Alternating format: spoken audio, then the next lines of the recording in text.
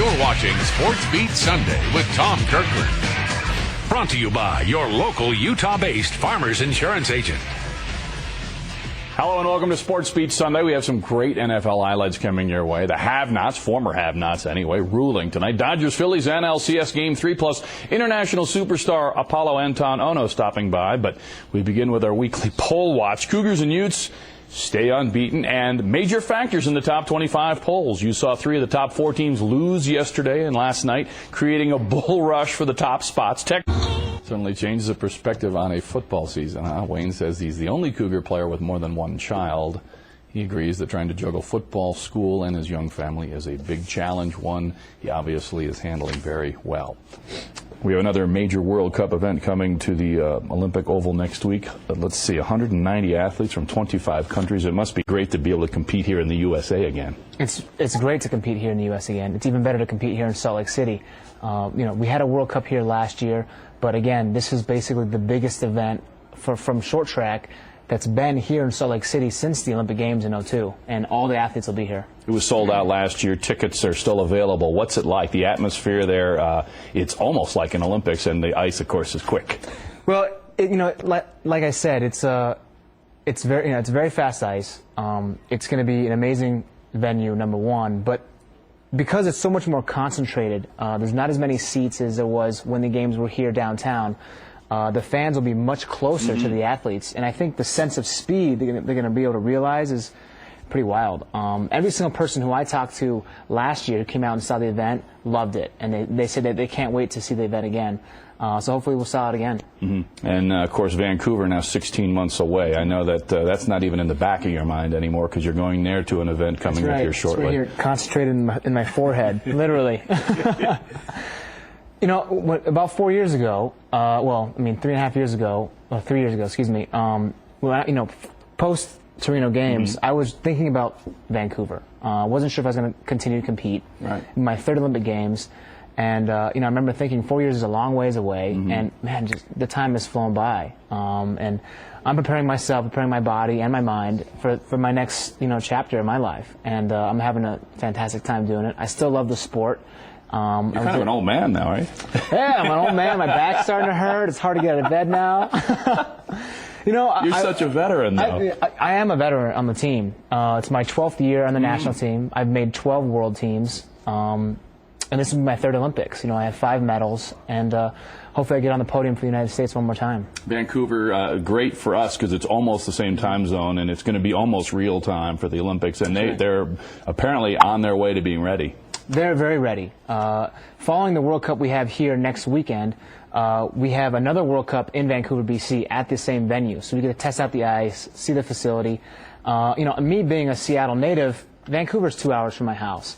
And it's going to be live West Coast time.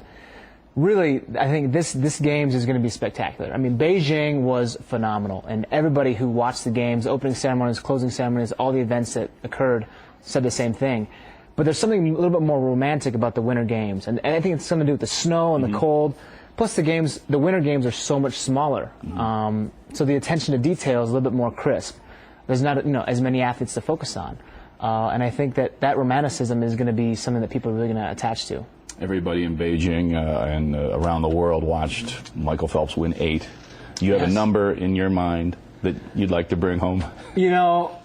I'm just going to be proud to once again represent the United States and go and walk. More than anything, to be an Olympian means quite a bit. And for me to be able to go out there and represent and say that I am one of the best the U.S. has to offer, I'll be proud to do that. But again, I'm an athlete. I'm hungry. I want to win. I want to do well, and I want to reach the podium. And I'll do every single thing I can to get to that point. I have 5 medals now. 2 gold. 2 gold, and I'd love to have more. Obviously, that's why I do this. I love to win. I love to race hard. There's no number there. There's no number. How many can you win? I have the possibility of winning 4 more medals, so I could potentially walk away from the games with 9 medals. for gold. That would be the gold standard for you. That would be the gold standard, which would be pretty incredible. Speaking of pretty incredible, we enjoyed the 2007, you're winning the Dancing with the Stars with the local Julianne Huff from Alta. I was struck at all of you guys who go out of your own realm and make yourself vulnerable, and then you win it. That must have been just vulnerable is the exact word that I would use, literally. I mean, look, for my entire career, I was able to put on a helmet, and I didn't have to smile, I didn't have to show any emotion. I could just go and race. I knew what I was doing. Now the helmet's off, the camera's in my face, I'm in front of millions of people, and you want me to do some weird type of dance that I've never done before, in some weird, tight outfits. Look, I mean, I wear tight outfits when I race, but this is different, It's not like I'm out here dancing. I don't want to dance in front of my high school graduation class, let alone 60 million people. Right. It was an amazing experience. It really was. Julianne was incredible, one of the best teachers, and I'll chalk it up to being one of the best times in my life. Are you still in touch with her? I am. She's doing very well. Yeah. And now you make Salt Lake City a home most of the time now, and for training and so forth. So obviously you like it here. I like it here. It's very seasonal. I enjoy that. It's getting colder already, which I'm a winter fan myself.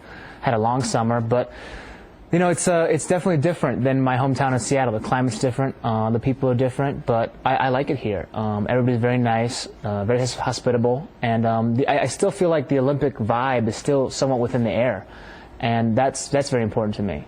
Yeah, you have a favorite team in town? Are you a Jazz fan? I was a Sonics fan until man, I don't know what happened, but I'm a Jazz fan. I've gone to see a couple games. Would love to go see more. Wish I had the time, but I enjoy it. I enjoy all sports. Well, we appreciate your coming in. Folks at Ruby River want to make sure you're well fed. Here's a gift certificate, Ruby River. Steaks. That's right, 5 steakhouses throughout the state of Utah. There's one right here downtown. You've probably been there.